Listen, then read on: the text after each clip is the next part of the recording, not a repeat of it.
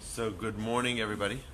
Good morning. It's so wonderful to be back here at the warm and cozy Torch Center. And in this week's Parsha, Parsha's Va'era, we have the first 7 of the 10 plagues.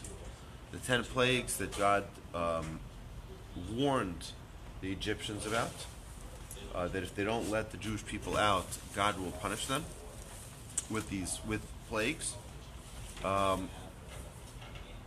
7 of them begin in this week's portion, and then the remaining 3 are in next week's portion. So it's very, very amazing to see, if we look at the plagues, God doesn't just give plagues. Each one represents something. And the Midrash goes through the entire 10 plagues and correlates the 10 plagues with their lack of faith, the Egyptians' lack of faith, proper faith in Hashem. You have the blood, which was the water. You have the frogs, and each one of them representing the 10 utterances of creation. Each one of the utterances, and there shall be life in the water, right? So that was something that they denied. The Egyptians denied that, and therefore they had a plague now with frogs. There's a whole nother midrash that says that everything that they forced the Jewish people to do, they were punished with.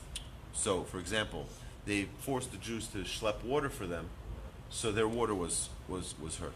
They forced the Jewish people to dust their house, to sweep their houses and clean it for them. So all of the dust in their homes became lice. Whatever they forced the Jewish people to do. So now, let's think for a second, okay? Here we have a Jewish people who are suffering. We have an Egyptian people who are inflicting this terrible pain on the Jewish people. And God warns them. God tells them, listen, by the way, each plague is a plague for 7 days. Imagine for 7 days you don't have water. Everything you try to drink turns into blood. Imagine that everything you try to eat has frogs. Can you imagine the sounds of frogs? Millions and billions of frogs. Right? The croaking of frogs. You can't even think straight. I was telling yesterday, my students yesterday, that God fights, the Midrash says that God fights war like a warrior, like a general. First you surround the city, then you affect their water supply, then they blow the trumpets to make noises, they make these booming sounds so that they terrify the enemy, right? And they do all these things till they get to the actual battle. There are many things that happen. Well, God does the same thing. First he affects the water. Then he brings out the trumpets. Who are the trumpets? The frogs. I was explaining to them that most shopping that you do today, there's music in the background. Let me ask you, why is there music in the background? You think they want you to just enjoy yourself? Let's put music. No, it's a distraction.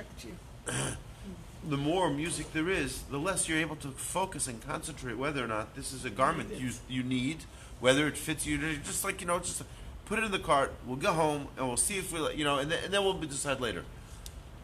And then we'll think that we return it, then we end up never returning it, and that's how they make their money, right?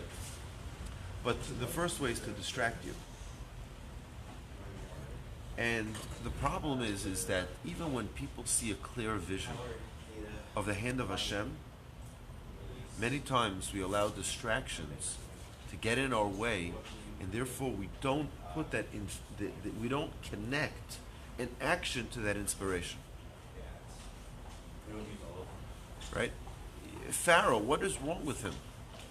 I mean, he sees these unbelievable miracles, and then he just goes right back to doing what he's doing. Moses comes to him and says, listen, if you don't let my people go, all of the water will turn into blood. He says, fine, I'll let your people go. Right? So first he says no. Then there's blood. Right? 7 days, all the water is affected. He says, fine, just get your people out. Oh, actually not. And then it comes to the next plague. He says, fine, take your people, go. Oh, no, I was just kidding, right? And 10 times. What is going on in Pharaoh's head that he is so adamant about keeping the Jewish people there? So in order to be inspired with change, in order to have any change in our life, we can't allow distractions to get between us and the inspiration. When we're inspired, okay, now my brother was telling me, he's very cute. Someone's opening up a new business called Resolutions. You heard about this? Resolutions is the name of the new business. January it's a gym, and the other 11 months it's a bar. That's good. Right? Because everyone comes to New Year's resolutions, they're going to work out, they're going to go to the gym, and by the time they get to February, they just want to drink their beer, right? So I guess it's a cute business, right? But the problem is that if people allow distraction to get between them and their inspiration, then their inspiration never comes to fruition.